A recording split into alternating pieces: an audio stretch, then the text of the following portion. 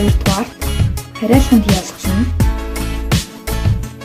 сүүл инээр төгссөн үгэнд сүүл инээс бусад гэвлэгчээр төгссөн үгэнд ихэр төгссөн үгэнд тус залгана. Жишээ нь багшийн, гэрийн, хүний.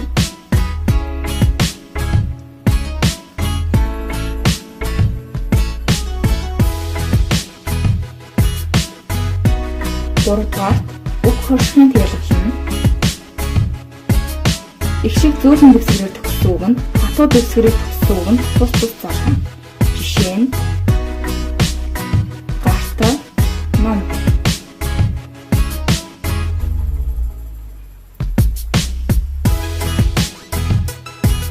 Дөрөвдүгээр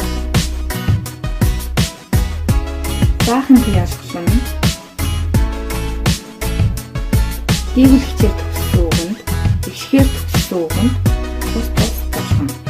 Жишээ нь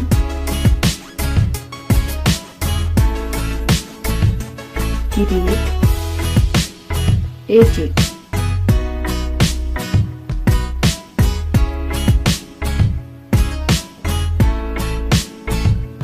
Тавдугаар ахын ялгална.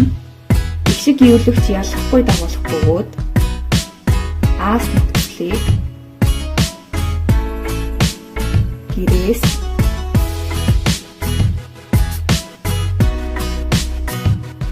ихчээс гэж дагуулна.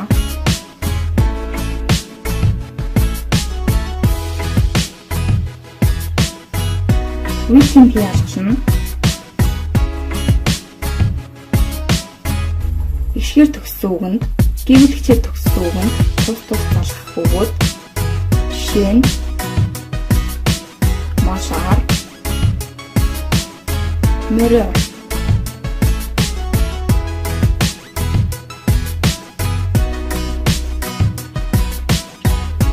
Дөрөвдүгээр хамтрахын ялгална. Их шиг гэвлэгч ялахгүй дагуулах бөгөөд тай нөхцөлийг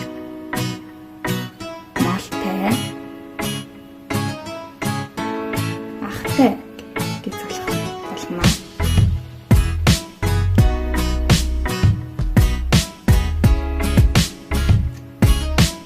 Чиглэлийн ялгална мөн адил их шиг гэвлэгч ялгахгүй дагуулах бөгөөд жишээ нь гэр рүү, багш руу.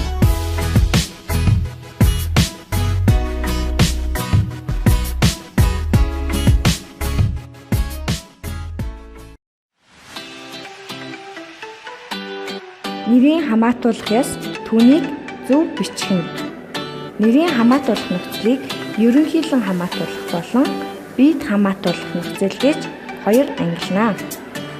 Ерөнхийлөн хамаатуулах нь баан яам буюу одоогийн дуудлагаар А-гийн дөрвөн зэрэг юм аа. Энэ нь баан нөхцөлийг ихшээр төгссөн үгэнд. Жишээлбэл багши гэж ихшээр төгссөн үгэнд баан нөхцөлийг залгаж кирилл үсгээд багшаа гэх үг болно. Харин яа нөхцөлийг гэвлэгчээр төгссөн үгэнд залгана. Жишээлбэл дэвтрээ. Биед хамаатуулах нөхцөлийг 1-р бие болон 2-р бие, 3-р биед хамаатуулах нөхцөл гэж 3 ангилна. 1-р биед хамаатуулах нөхцөл нь мин маань байна. Энэ нөхцөлийг ихшгээр болон гэвлэгчээр төгссөн үгэнд ялгахгүй дагуулна. Жишээ нь багш маань, дэвтэр минь.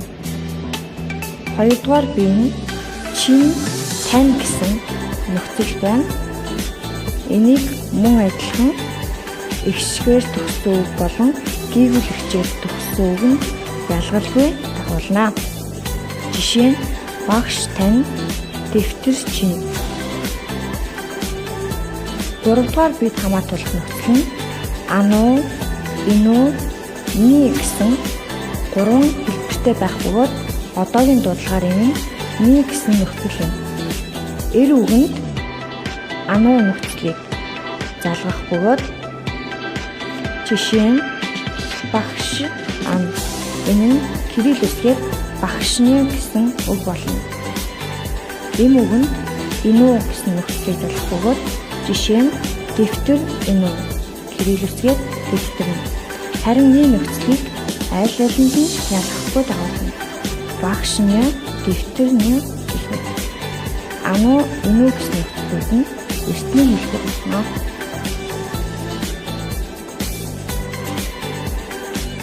Ерөнхийлөн хамаатуулах нөхцөлтэй тийн алгалын нөхцөл.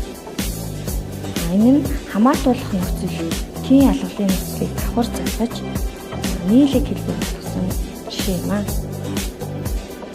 Тийн алгалын харьяалах, өгөх орших, заах, гарах, үйлдэх, хамтрах гэсэн нөхцлүүдэд хамаатуулах нөхцөлийг залгаж хэлбэрчилж байгаа юм. Жишээлбэл ийн хаа, мийн хаа гэх мэт одоогийн дуудлагатай үгийг задлаг хэлбэрээр буюу салгаж бичдэг бол өгөх орчмын ялгалт дуу бан, туу бан гэх зэргийг дагаан дэгийн гэх мэтээр та буюу даа гэж бичдэг байна. Заахын тийн ялгалыг ийг бан болон и бан гэсэн нөхцөлөөр нь задлаг хэлбэрээр бичдэг бол юугаан юугийн гэдгийг нийлэг хэлбэрээр бичиж байна. За мөн гарахын тийн ялгалын эцбэн нөхцөлийг эцбэн гэх мэтээр бичнэ. Энэ нь одоогийн дуулахаар аасаа гэсэн нөхцөл юм. Үйлдэхийн тийн ялгал нь бар ян задлаг хэлбэрээр бичдэг байна. Хамтрахын тийн ялгал нь тай бан гэж задлаад бичдэг бол товчлох хэлбэр буюу нийлэг хэлбэрээр тайгаан тээгэн гэж ингэж бичдэг байна.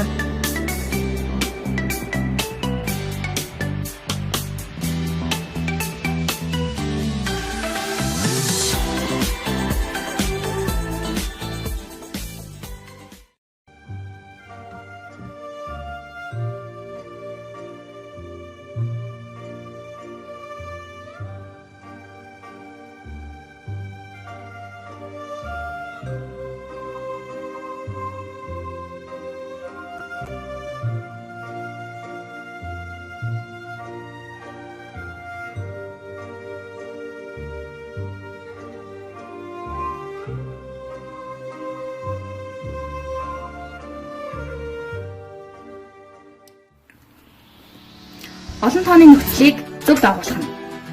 Ууд болон үүд. Тус нөхцөлийг сүүлийн болон ихшгээр төгссөн үгэнд эр эмийг харгалзан дагуулна. Жишээ нь сэннод ишигнүүд.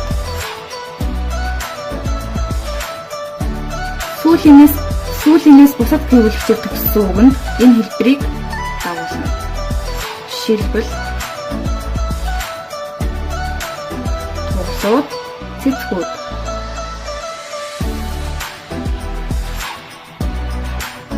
Олон тооны эс нөхцөл. Уг нөхцөлийг залгахад сүүлийн и төгсгөл нь дэгдэнэ. Жишээ нь хүмүүс. Үүний дараа олон тооны дэн нөхцөл. Уг нөхцөлийг залгахад эн, эр төгсгөл гээднэ.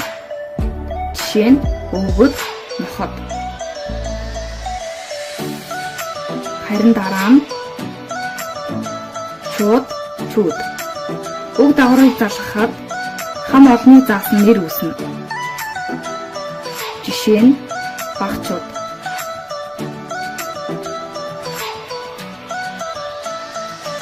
Чуул. Мөн адил уг дагаврыг залгахад хам олонний заасан нэр үүсэх байгаа. Жишээ нь багчууд.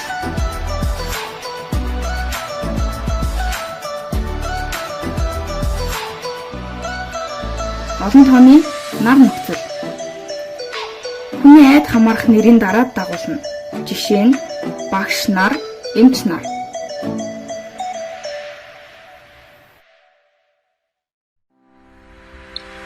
Энэхүү хичээлээр бид нэрийн хамаатуулах түүнийг зөв бичих, тийм алгалын нөхцөл, олон тооны нөхцөлийг хэрхэн зөв заслах болон дагуулах тухай танилцууллаа. Хичээл тэгшэрч бэлэг хурц болох болтугай. Анхаарал тавьсанд баярлалаа.